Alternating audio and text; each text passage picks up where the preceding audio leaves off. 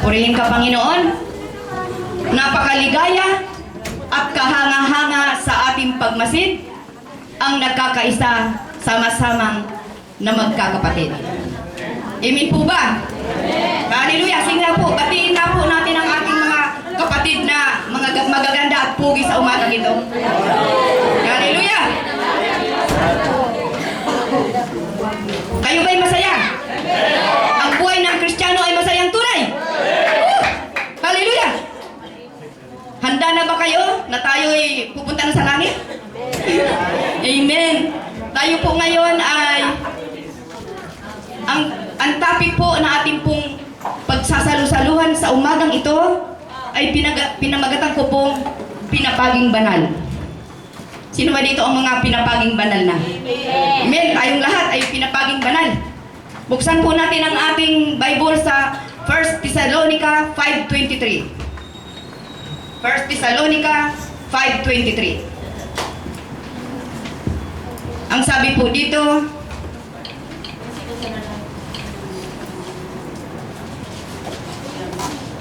First Thessalonica 5:23. Naway lubusan kayong pabanalin ng Diyos na siyang nagbibigay ng kapayapaan. At naway panatilihin niyang walang kapintasan ang buo ninyong katauhan, ang espiritu, kaluluwa at katawan, hanggang sa pagparito ng ating Panginoong Hesukristo. Purihin ang Diyos sa pagkakabasa ng kanyang banal na salita. Hallelujah! Pinapaging banal. Lahat tayo gusto ni Lord na lahat ng kanyang anak ay magpatuloy sa kabanalan. Sabi po dito na napakahalaga ng paksang ito na ating pong pagsasalu-saluhan at ating pong pagninilayan, sapagkat po, sabi po dito sa Hebreo chapter 12 verse 14, magpakabanal kayo at sikaping makasundo ang iyong kapwa, sapagkat hindi ninyo makikita ang Panginoon kung hindi kayo mamumuhay ng ganito. Yan. Ibig sabihin, kung hindi tayo mamumuhay sa kabanalan, hindi natin makikita ang mukha ng Diyos. Amen po ba? Iyan po ay makikita po natin sa Matthew chapter 5 verse 8. Ang may malinis na puso lamang ang makakakita sa Diyos. Amen ba? Tayo ba ngayon ay handa nang makita ang Panginoon? Amen. Ako'y naniniwala sapagkat alam ko na tayo ay nilinis na ng Panginoon sa ating mga buhay. Sabi po dito na sa ating pagkakaroon ng bagong buhay, ibig sabihin regeneration, nababago ang ating kalikasan. Diba? Dati, kalikasang makasalanan. Ngayon ay kalikasang kabanalan na. Sa pag-aaring ganap, justification, nababago ang ating katayuan. Sa pagpapaging banal, sanctification, nababago ang ating pag-uugali. Amen ba? Kayo ba'y nakakaranas na ng pagbabago? Amen. Kung tayo'y nararanasan natin ang pagbabago sa ating buhay, nagpapakita lamang na tayo ay pumapasok na sa tinatawag na pinapaging banal, sanctification. Hallelujah! Ang pagpapaging banal ay kalooban ng Diyos sa bawat mananampalataya. 1 Thessalonica 4:3. Ibig ng Diyos na kayo ay magpakabanal at lumayo sa kahalayan. Amen ba? Tandaan po natin na tayo ay hinirang ng Diyos, tayo ay pinili. Di ba sabi, nasa tiyan pa lamang kayo ng inyong mga ina, kayo ay akin ang hinirang. Alam na ng Diyos kung sino ang Kanya. Amen po ba? At alam naman ng Diyos kung sino talaga ang hindi tatanggap sa Kanya. Tayo ay pinili, tinawag, binukod. Ngayon, kung tayo ay pinili, binukod, sabi dito na huwag na tayong umayon sa takbo ng sanlibutan ito. Binukod na tayo. Magbago na tayo ng isip at diwa. Kung tayo noong mga panahon ay nagumon sa mga ganong bagay, ngayon ay magbago na. Hallelujah!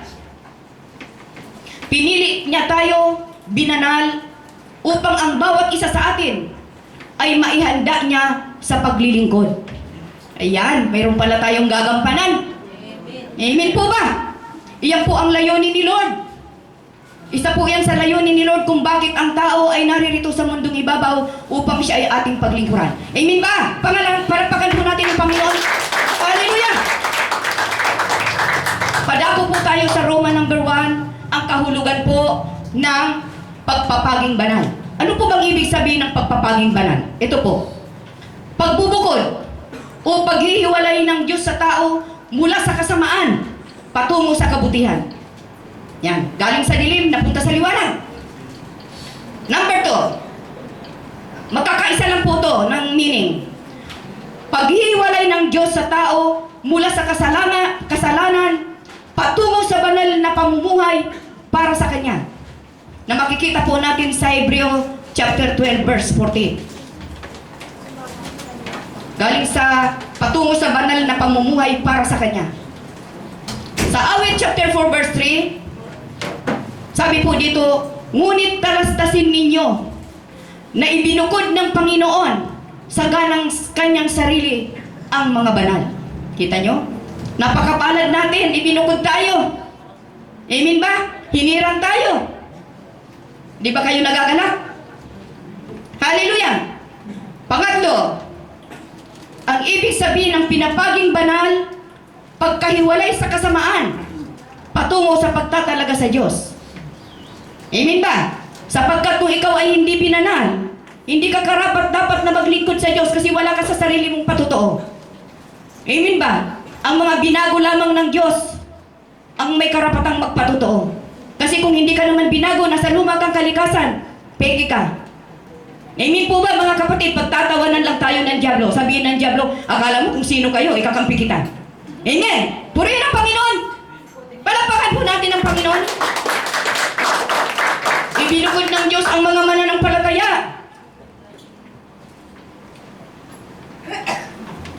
Upang sila ay magamit niya ayon sa Kanyang ibig. Mayroong layunin si Lord na tayo'y gagamitin niya ayon sa Kanyang ibig. Sa 2 Timothy chapter 2 verse 21, ang sino mang lumalayo sa kasamaan ay nabibilang sa mga kasangkapang maringal at pinakikinabangan. Nakatalaga sa Kanyang Panginoon. Yan, yung mga tao humihiwalay sa kasamaan. Inihalin tulad sa isang kasangkapang mapapakinabangan, maringal. Sabi gano'n. Ibig sabihin, tayo ay magiging kasangkapang magagamit sa mga dakilang layunin ng Diyos at handa sa anumang gawain. Yan po ang ibig sabihin niyan. Handa tayong gamitin ng Panginoon.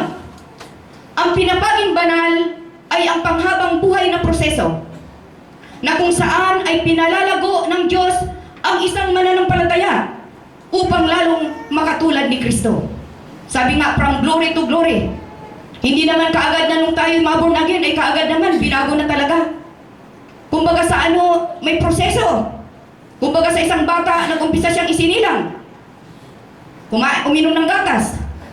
Saka lamang lumago, ganon. Ganon din tayo. Kaya wag po tayong mag-alala dahil tayo po ay unti-unting binabago ni Lord. Amen ba? Roma number 2. Ang may likha sa pagpapaging banal. Saan po ba ito nagmumula? Ang may likha sa pagpapaging banal. Ito po'y nanggagaling po ito sa God the Father, sa Diyos Ama.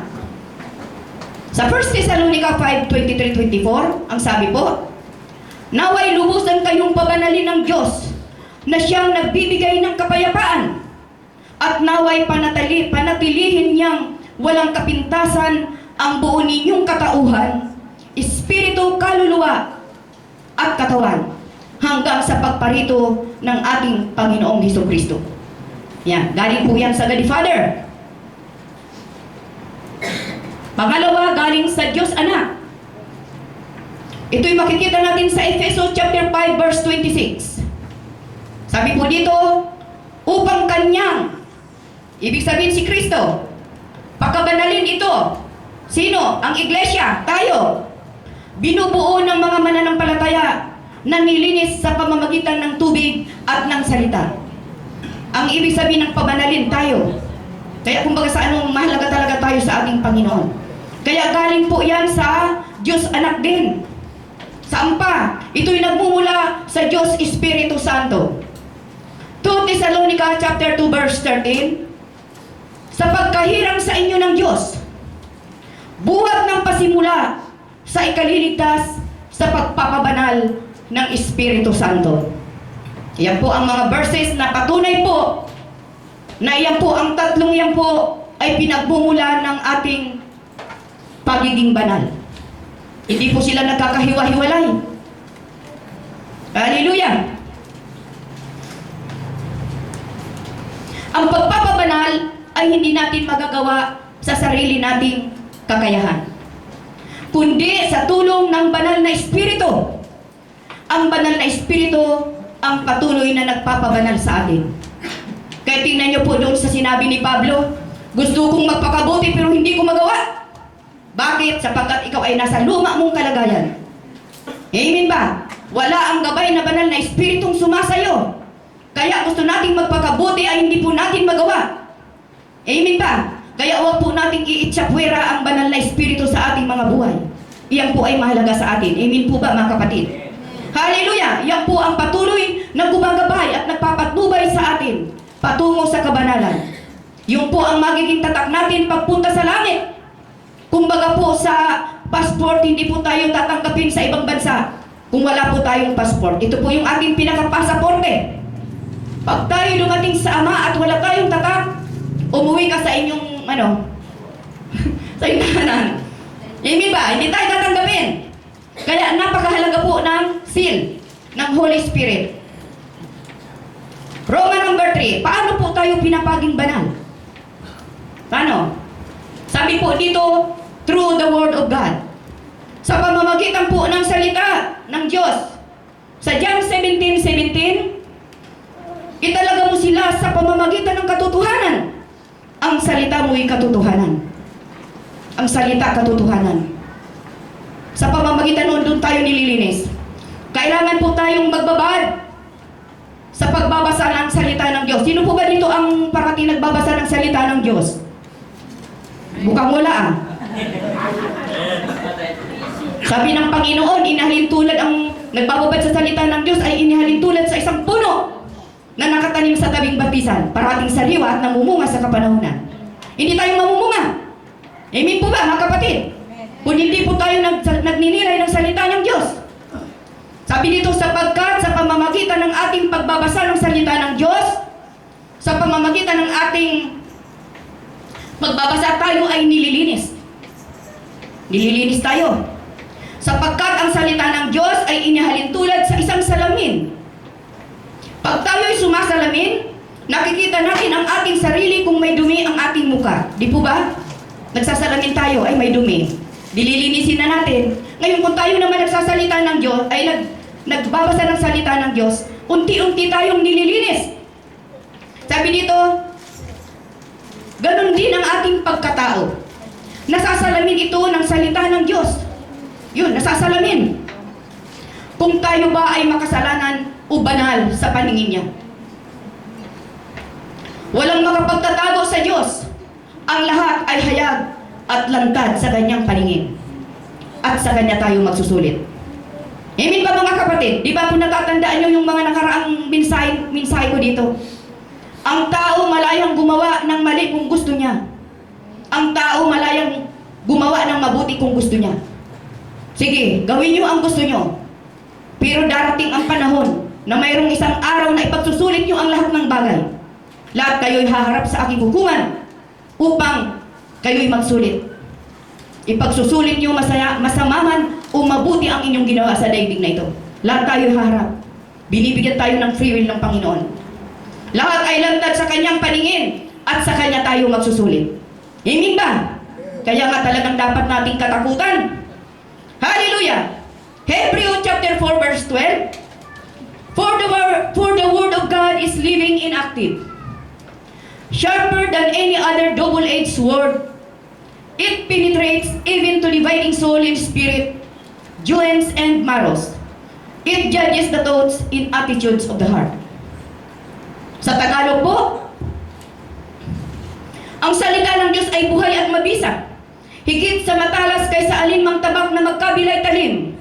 Ito'y tumatagos maging sa pinaghihiwalayan ng kaluluwa at ng espiritu, ng mga kasukasuan at ng utak sa buto. buto at nakatataho ng mga iniisip at binabalak ng tao. Kita niyo po kung kaano ang salita ng Diyos. Inihalin tulad sa isang tabak na magkabilay talim. It penetrates and to dividing soul and spirit. Hallelujah! It's living inactive. Ibig sabihin, buhay at mabisa. Ngayon, dahil ito'y buhay at mabisa, ano nang nangyayari? Sa ating pagbabasa, dahil ito'y buhay at mabisa, ano ang kapangyarihan nito sa ating mga buhay? Ito po, may kapangyarihan itong baguhin ang ating buhay. Kayo ba'y naniniwala? Amen! Amen! Ako'y naniniwala sapagkat nung tayo'y mag-umpisa ng pag-aaral ng ganito, hindi nyo ba nararanasan ang inyong buhay? Nabago ang inyong buhay? Amen ba? Naglaan kayo ng panahon sa ganitong gawain. Nauunawaan nyo na ang kahalagahan. Although pinagtatawanan tayo ng mga tao, baliwala sa atin sapagkat alam natin ang katotohanan. Amen ba? Purihin ka, Panginoon! Hallelujah! May kapangyarihan baguhin ang ating buhay. Sabi nga, there is a transformation. Di ba? Sa 2 Corinthians 5:17, ang sino mang nakipag-isa kay Kristo ay isa na siyang bagong nilalang. Ang lahat ay wala na at pawang bago na. Amen po ba? Palakpakan natin ang Panginoon. Woo! Hallelujah! May kapangyarihan itong at hatulan ng ating puso. Dahil ito'y mabisa at buhay.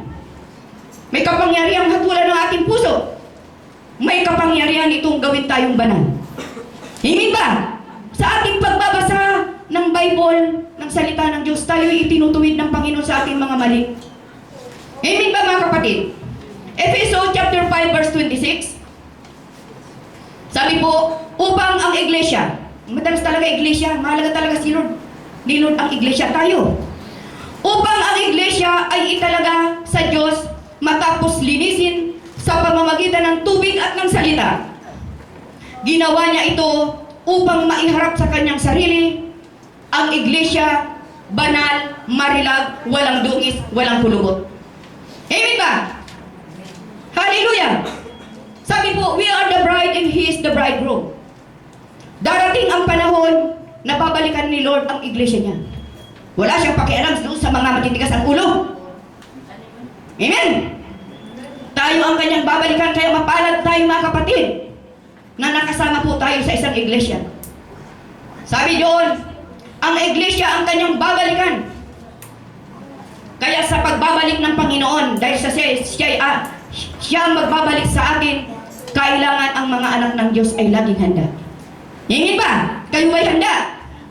Amen. Baka rapture na, naiwan tayo. Hallelujah! Purihin ka, Panginoon. Gusto niya na ang kanyang iglesyang babalikan ay walang dungis, walang kulubot. Sabi nga doon sa ating inaawit, sabi niya doon na, I long to be the bride that you're returning for, dressed in garments white and wrinkle-free. I have no earthly love that you're returning to, but you're the one who means everything to me. Hallelujah! Purihin ka, Panginoon! I long to be the bride that you're returning for. Amen ba? Dressed in garments white and wrinkle-free. Dressed in garments white. Ibig sabihin, tayo'y nakasuot ng puting-puti. Ibig sabihin, ang katwiran ni Jesus ay nasa ating mga buhay. Yun ang ibig sabihin ng nakasuot ng puting-puti. Amen ba? Dressed in garments white and wrinkle-free, doon kulubot, walang dungis. Hallelujah! Handa na ba ang mga anak ng Diyos? Amen! Purihin ka, Panginoon. Saan pa tayo pinapabanal? Through the blood of Christ. Through the blood of Christ. Hallelujah! Sa Roma chapter 5 verse 9, sa pamamagitan ng pagkamatay niya sa krus ng Kalbaryo, pinagtawad tayo sa ating mga kasalanan. Ginawa niya tayong mga kaibigan upang makaharap sa Kanya ng walang kapintasan, banal at walang batik. Amen ba? Talagang siya ang gumagawa ng paraan na tayo maiharap sa Panginoon ng banal at walang batik. Ang tinubos niya sa atin ay hindi ginto o pilak, kundi ang kanyang banal na dugo na nabuo sa krus ng Kalbaryo. Hallelujah! Ngunit si Kristo ay minsan lamang naghandog dahil sa kasalanan. Minsan lamang. At ito'y sapat na. Pagkatapos ay lumuklok siya sa kanan ng Diyos. Nung umakyat sa langit, naupo siya sa kanan ng Ama. Nililinis ng dugo ni Kristo ang kasalanan. Ang bunga nito ay ang pagpapaging banal sa atin. Amen ba? Sa 1 John 1:7, nalinis na ni Kristo ang budi ng mga sumasampalataya sa Kanya. Amen. Kaya mahalaga ang pananampalataya. Kung tayo walang pananampalataya, hindi tayo kasama sa nilinis ni Jesus. Maliwanag po ba, mga kapatid? Amen. Kailangan ng pananampalataya. Purihin ka, Panginoon. Ano pa ang kahalagahan ng banal na dugo ni Jesus? Sabi po dito, sa pamamagitan ng dugo ni Jesus, nakamit niya para sa atin ang kapatawaran, kalayaan sa pagkaalipin, katubusan, pagpapawalang sala, paglilinis, kabanalan, at pagtatagumpay. Amen! Hallelujah! Naroon na lahat! Napakaganda talaga! Kaya dapat nating ipagdiwang sa luma nating pananampalataya nung mamatay si Kristo.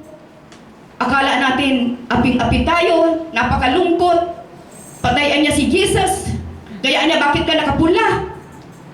Samantalang sa ating palang pag-aaral, dapat pala tayong magalak. Sapagkat doon sa pamamagitan noon, doon natalo ni Jesus ang gawa ng diablo. Amen ba? Natalo niya. Sabi nga parang ipinahiya siya, ipinarala. Napahiya ang diablo. Akala ng diablo natatawa siya. Dahil ang pagkamatay ni Jesus ay tanda ng akala niya ay natalo. Hindi niya alam na siya ang natalo. Amen! Kaya pagkamatay ni Kristo, kung halimbawa mahal na araw, magdiwang tayo. Ha? Mag-iba na tayo ng diwa sa sanlibutan ito. Sino malungkot? Tayo masaya. Celebrate! Jesus, celebrate! Purihin ka, Panginoon! Hallelujah! Kita niyo po? Tayo ay nagtagumpay through the blood of Jesus.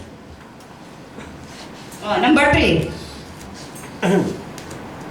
Sabi dito, sa pamamagitan ng pagpaparusa. Yun, sa pamamagitan pala ng pagpaparusa, tayo naman pala ay pinapaging banal. Hebreo 12:10-11, sa loob ng maikling panahon, itinutuwid tayo ng ating mga magulang. Ayon sa inaakala nilang mabuti. Ngunit itinutuwid naman tayo ng Diyos sa ikabubuti natin upang tayo ay maging banal. Habang tayo itinutuwid, hindi tayo natutuwa. Di ba? Kundi naghihinagpis tayo. Ngunit pagkaraan niyon, lalasap tayo ng kapayapaan, bunga ng matuwid na pamumuhay. Amen. Parang ganito, ihalimbawa natin sa ating mga anak. Itinutuwid natin ang ating mga anak kasi ayaw natin silang mapariwara. Amen ba? Pero ang pagtutuwid natin ay tuwid ng may pagmamahal. Hindi tayo galit. Pero habang itinutuwid natin ang mga bata, sila'y nagagalit. Amen ba, mga yot? Habang itinutuwid. Pero sabi dito, sila'y itinutuwid lamang dahil mahal natin ang ating mga anak. Di ba? Kasi kung hindi ka itinutuwid, kaya tayo itinutuwid dahil inihahanda tayo. Malay mo, o mag-aasawa na kayo. O kung hindi kayo naituwid. O di ba? Kung hindi kayo naituwid. Kaya itinutuwid tayo. Ibig sabihin may parusa. Pero habang itinutuwid tayo masakit. Pero balang araw marirealize natin, ay mabuti na lang pala. Pinalo ako ni Papa nung araw dahil kung hindi, aywan ko kung nasaan ako ngayon. Amen ba? May isip natin yan balang araw. Ngayon galit na galit tayo habang itinutuwid. Pero darating ang panahon, tama lang palang itinuwid ako ng Papa. Hallelujah!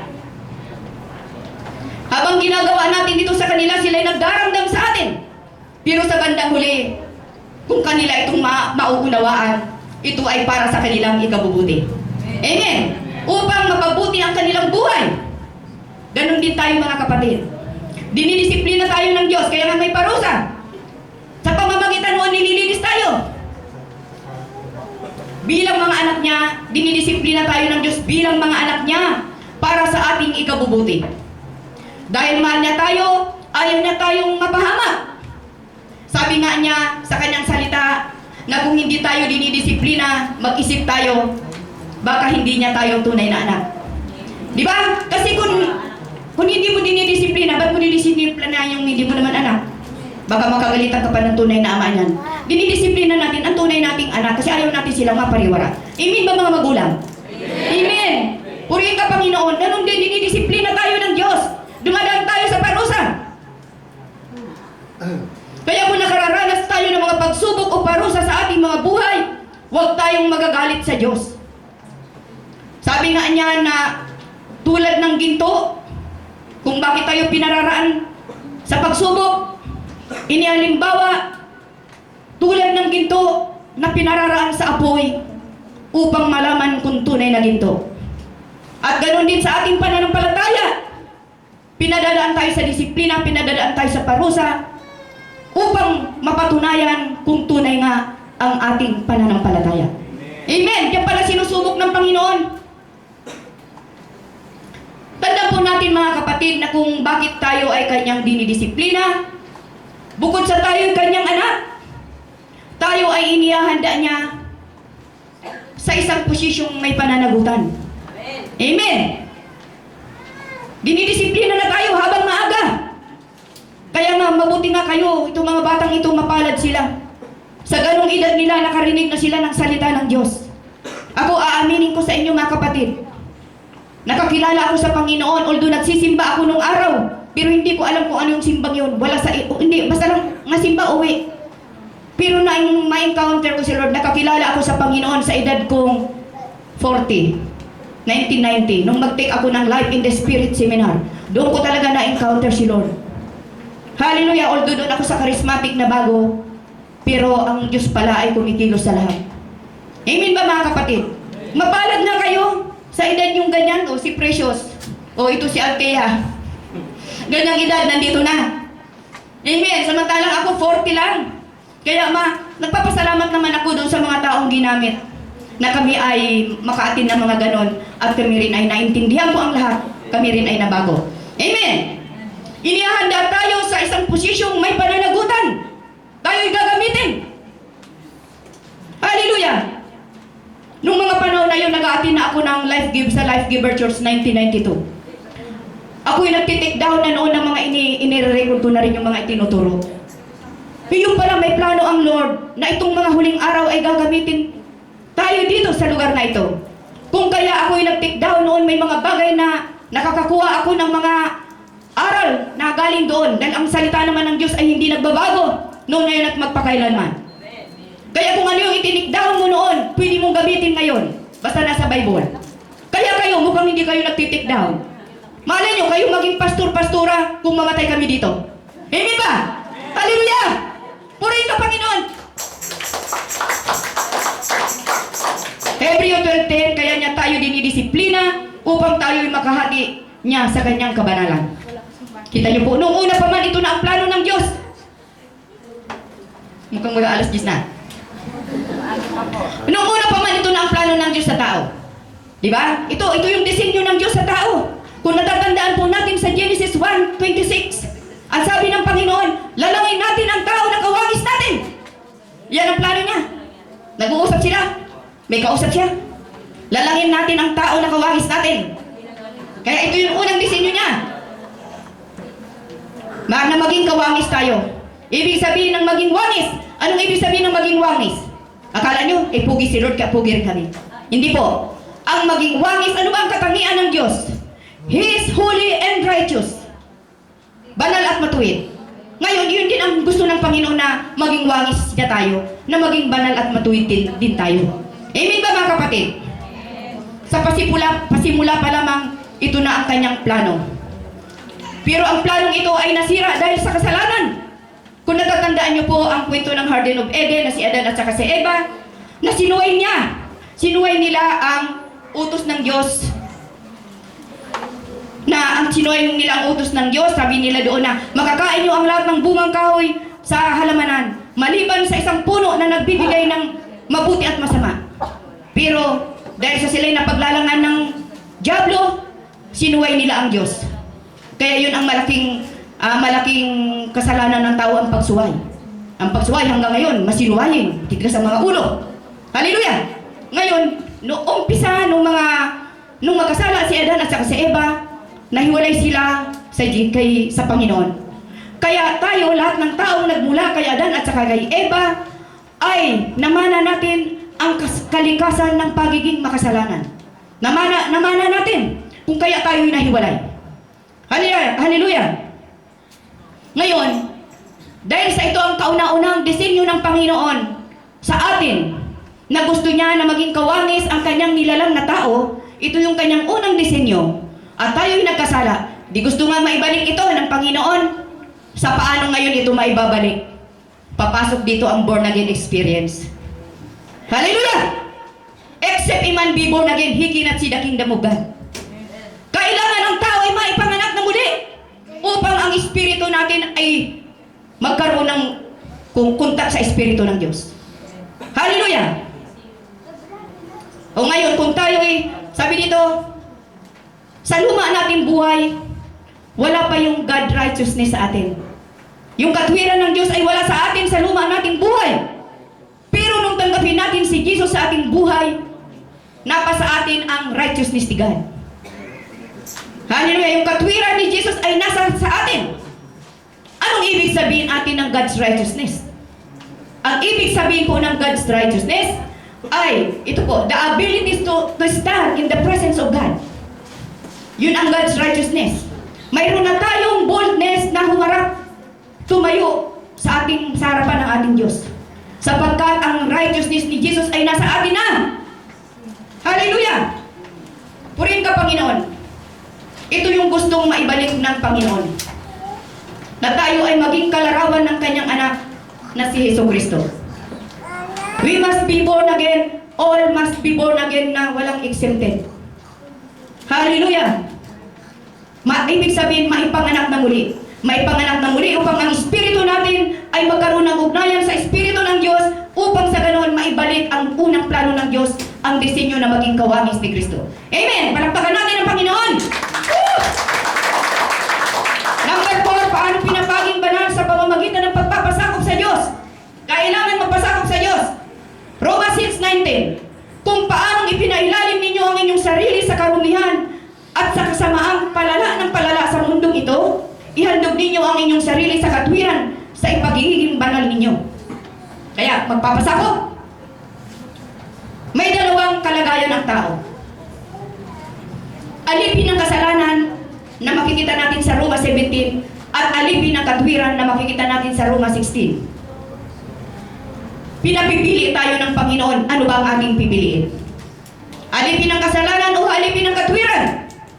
Dapat piliin natin ang maging alipin ng Diyos. Bakit? Kainit. Bakit po? Sapagkat ang Diyos natin ay makapangyarihang Diyos, mapagmahal na Diyos.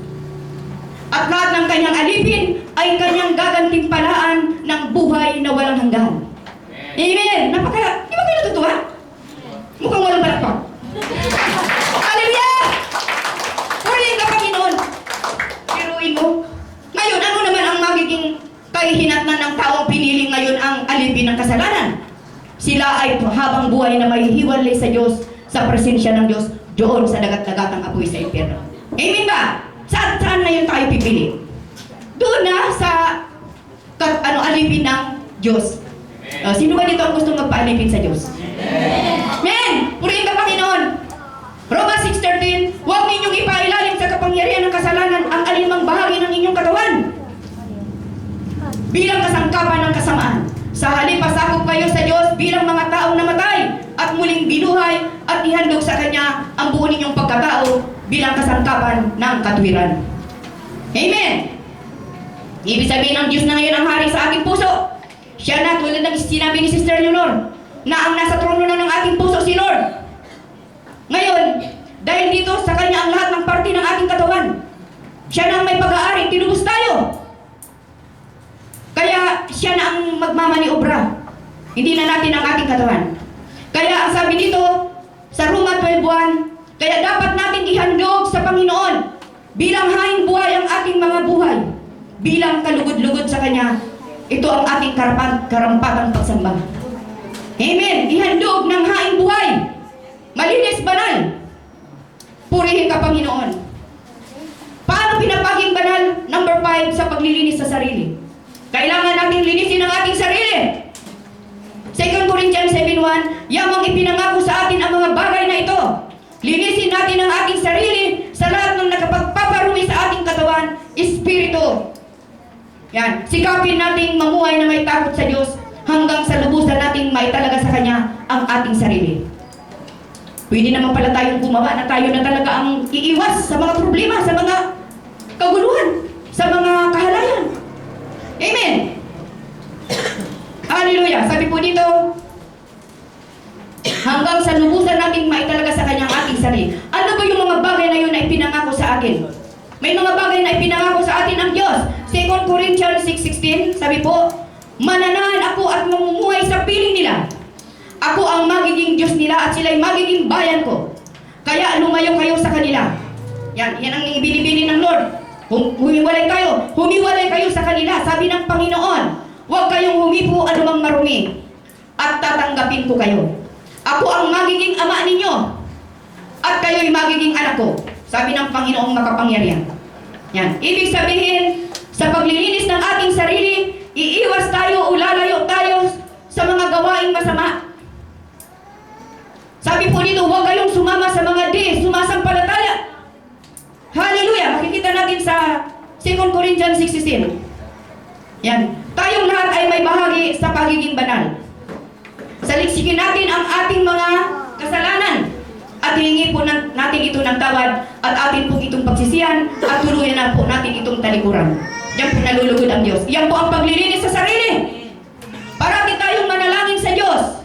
Humingi tayo ng paglilinis at kalakasan upang makapamuhay tayo ng banal. Kasi kailangan ang gabay, kailangan tayong manalangin. Tulad nga ng sinabi ko kanina, hindi natin magagawa sa sarili nating kakayanan. Hallelujah! Mamuhay tayo ng may pag-ibig. Paano magiging mamuhay na banal? Paano ang pagiging mamuhay na banal? Mamuhay tayo ng may pag-ibig, may pagpapakumbaba, at may respeto sa lahat ng tao. Amen ba? O purihin ka, O Diyos. Roma number 4, kailan tayo pinapaging banal? Kailan? Kung pinapaspasan ko na? Batin pa naman. Kailan tayo pinapaging banal? Sabi po dito, nakasabay sa pagbabalik loob sa Diyos at pagkaligtas. Kasabay sa pagbabalik loob. Kung tayo'y bumalik loob, ay yung kaagad ang pagliligtas. Para pala yung nasa preso ay yung katabi niyang yung magnanakaw. Na sabi niya, Panginoon, isama mo ako kung ikaw naghahari na. Ngayon din, isasama kita sa paraiso. Hallelujah, doon agad ang pagpapatawad ni Lord. Hindi niya sinabing, hindi pwede. Gumawa ka muna ng mabuti. Gumawa ka muna ng mabuti para maligtas. Hindi, oras na siya nagsisi, siya pinatawad ng Panginoon. Amen. Kasabay ng pagbabalik loob natin sa Diyos at pagkaligtas ay yung kagad ang pagiging banal.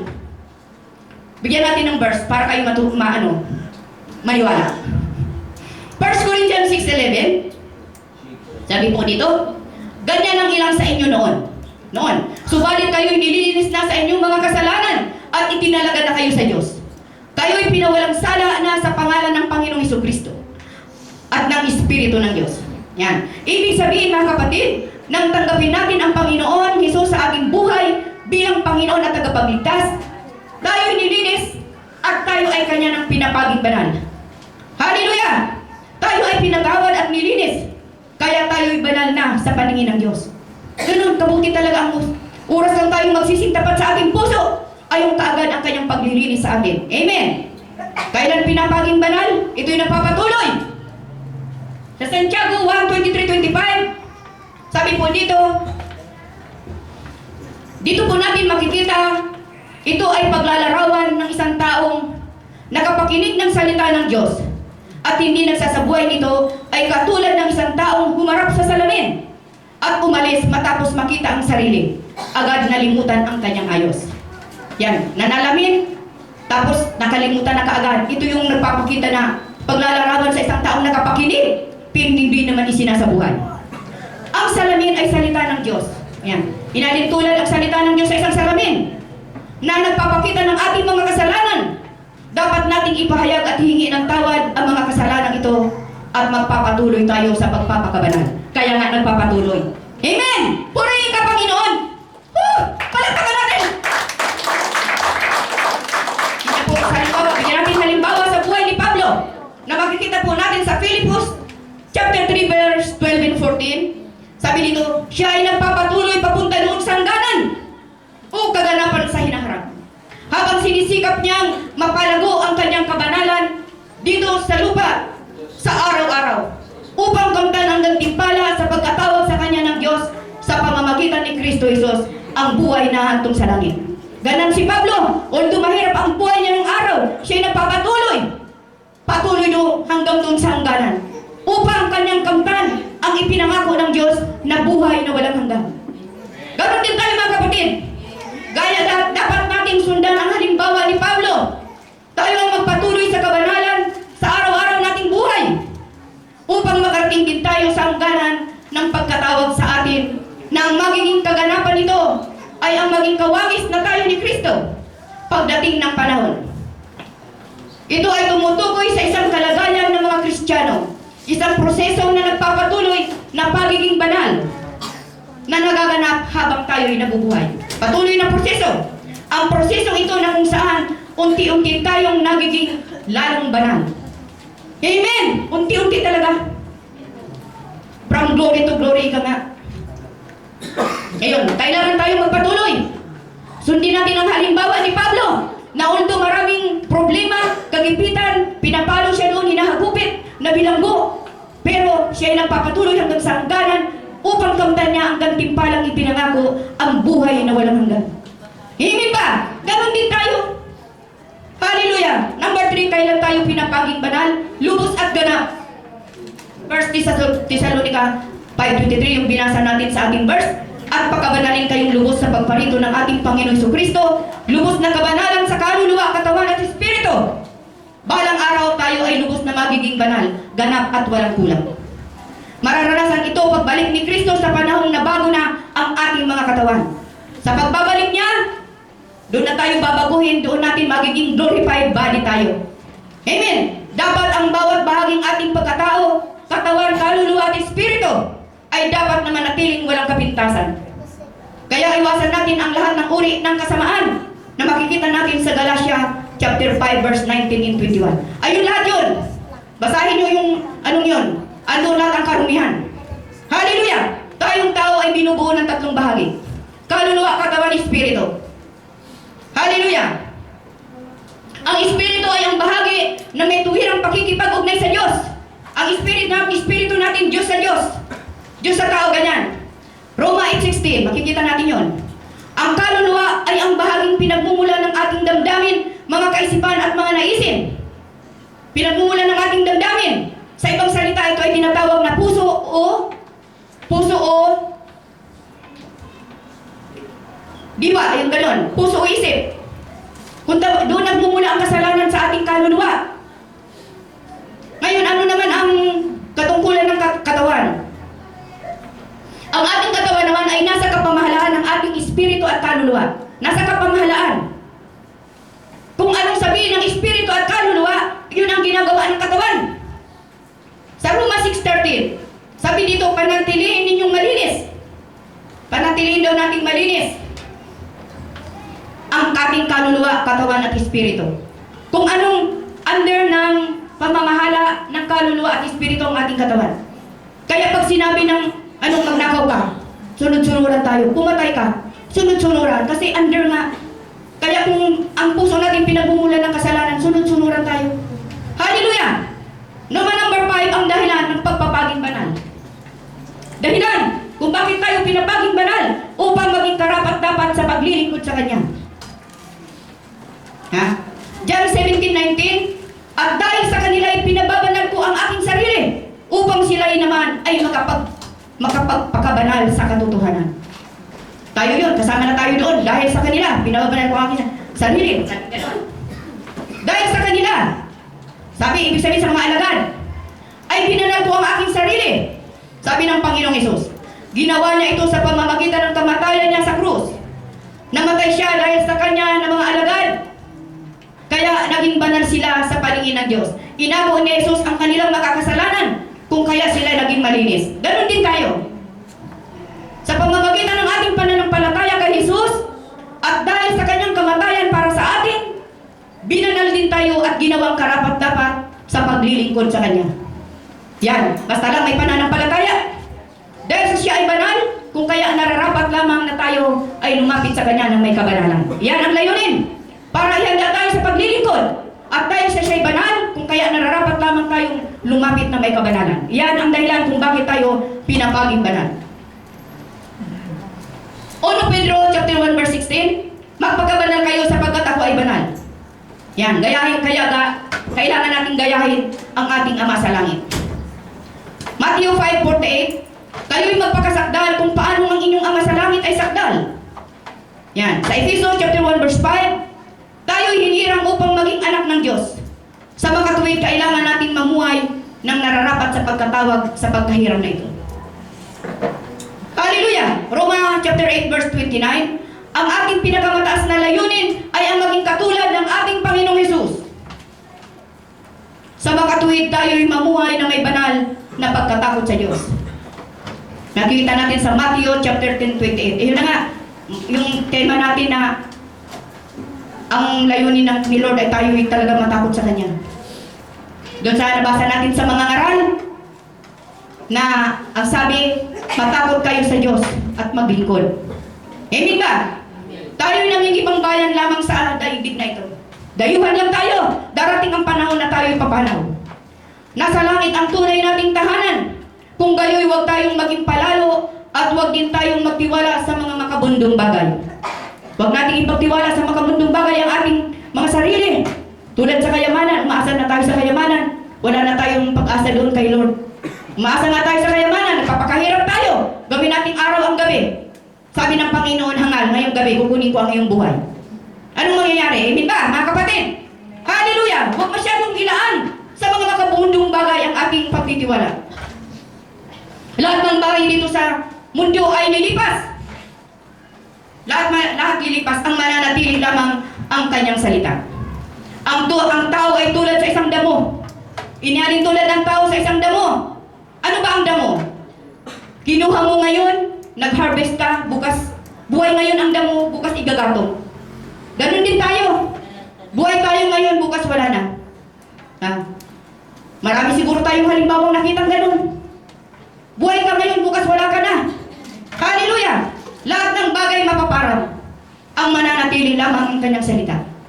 O bakit ka magtitiwala sa walang kasiguruhan? Amen ba mga kapatid? Hindi masama ang tayo maghanap buhay, basta huwag nating patayin ang ating buhay sa paghahanap buhay na maski pag-pray ay hindi na tayo makapag-pray sa Panginoon dahil sa sobrang pagod na natin. Amen ba mga kapatid? Kaya nga ako, nung pisang makilala ko ang Panginoon 1.5 hour na lang ako sa palengke. Nagdadatingan pa lang ang tao, nagliligpit na ako. Sabi ko, di bali na, matanda rin naman ako. Iiwan ko naman na yan. Tama na yan. Hallelujah! Purihin ka Panginoon! Huwag kang musik ang tumal. Ang tumal ng bintangan, pero okay lang. May Diyos na magsusupply ng aking pangangailangan. Woo! Purihin ka Panginoon! Hallelujah! Mga bunga, marami na. Mahalayo pa. Hebreo, ito na sa mga bunga ng pagiging banal. Mga bunga na tayo, number 6, Roma number 6, kasapgalan o kaganapan. Oh. Hebreo 10:14, lagay nyo na lang, Hebreo 10:14. Ayan, kasapgalan o kaganapan. Number 2, buhay na walang hanggan sa piling ng Diyos. Yan ang mga bunga. Buhay na walang hanggan sa piling ng Diyos sa Roma 6:22. Na wala ng pagluha, wala ng dalamhati, wala ng pag-iyak, wala ng sakit. Woo! Lahat ay pawang bago na sa piling ng Diyos na hindi na tayo makakaranas ng hirap at sakit, wala ng pagluha at lugar na kung saan ay pinaghaharian ng kapayapaan at katarungan. Amen! Di ba masaya? Woo! Puri ka Panginoon! Paano mapapanatili ang kabanalan? Paano? Paano mapapanatili ang kabanalan? Laging sundin ang sinasabi ng banal na Espiritu. Pagsisisi, makikita sa 1 John 1:9. Pagsisisi. Ano pa? Maging matapat tayo sa salita ng Diyos. Yan, madalas maging matapat sa salita ng Diyos. Yan, makipagniig, mag-pray, mag-pray, magpatotoo. Yan. Yan ang mga paano mapapanatili ang kabanalan. Magpapatotoo tayo. Magpe-pray tayo. Bakit? Mahalaga po ang pakikipagdiig sa Diyos. Sabi nga, in His presence, there is fullness of joy. Ano pa? There is gladness, glory, honor, and strength. Hallelujah! Gladness. Ano pa? No weapon will prosper against you and against me. Purihin ka, Panginoon! Hallelujah! Hallelujah! Labanan mo ang diablo at ito'y lalayo sa'yo. Makikita natin sa Santiago 4:7. Hallelujah! Pag nandiyan ang diablo, gamitan na natin ng mga armor of God. Ano ba yung armor of God na ating pinag-aralan? Pag nandiyan ang diablo, gamitin ang armor of God. Huwag natin gamitan ng itak. Kasi ang iitakin natin ng tao. Ang kalaban natin ay diablo na umaali-aligid, naghahanap ng masisila. Kaya ano ang ating mga armor? Sinturon ng katotohanan, pangangaral ng mabuting balita, pananampalataya, helmet ng kaligtasan, tabak ng Espiritu Santo, at panalangin. Pag nandiyan na si diablo, mag-pray ka na. In the name of Jesus, lumayas ka sa aking harapan. Purihin ka, Panginoon. Tabak ng Espiritu Santo, Word of God. Hallelujah! Look unto Jesus. Look unto Jesus. Dumalo sa gawain ng ganitong pagtitipon. Amen! Huwag kaligtaan ng ganitong pagtitipon. Amen ba? Upang tayo ay lumakas. Kung baga sa isang baga, kung ang isang baga hiwalay, siya ay hindi mag-aapoy. Pag sila magkakasama nag-aapoy, kayo may nag-aapoy? Amen! Hallelujah! Nag-aapoy tayo! Hallelujah! Yan, bigyan natin ng panahon ng Panginoon. 6 na araw tayo nagtrabaho. Binigyan tayo ng isang araw upang tayo magkasama-sama. Upang sa ating papurihan pasalamatan. Napakaligaya at kahanga-hanga sa ating pagmasid. Sa kanyang ang nagkakaisa, laging sama-sama na magkakapatid. Amen ba? Tayo ay ang babalikan ng Panginoon. Tayo ang babalikan niya ang kanyang iglesia. At pag tayo ay dinala doon, mayroong mangyayaring kasalan. Kita nyo, may kasalan pa pala doon. Ikakasal tayo. Dressed in garments white and wrinkled free. Purihin ka, Panginoon, sa ating pagwawakas. Pagwawakas na. Dali ba yun na? Kayo ba'y natutuwa? Hallelujah! Yan ang buhay natin. Yamang ang buhay natin dito sa mundo ay may hindi lamang. Yamang! Dahil tayo papanaw. Anong gagawin? Sikapin natin na tayo ay maging banal. Tayo ay makapaglingkod sa Diyos. Buhay man tayo o patay sa mundong ito na kanyang dadatman. Buhay man o patay. Upang isama niya tayo doon sa kanyang kaharian, kailangan tayo maglingkod sa Panginoon upang sa kanyang pagbabalik, madatnan niya ang kanyang iglesia na nagkakasama-sama. Tandaan natin mga kapatid, ito ang lihim na hiwaga ng Panginoon. Na hiwaga ng Panginoon na nalihim sa ilang saling-salit lahi. Nailihim. Ano ba yung hiwagang yun? Na ang kanyang iglesia ay kanyang kukunin at isasama niya at dadalhin niya sa kanyang piling.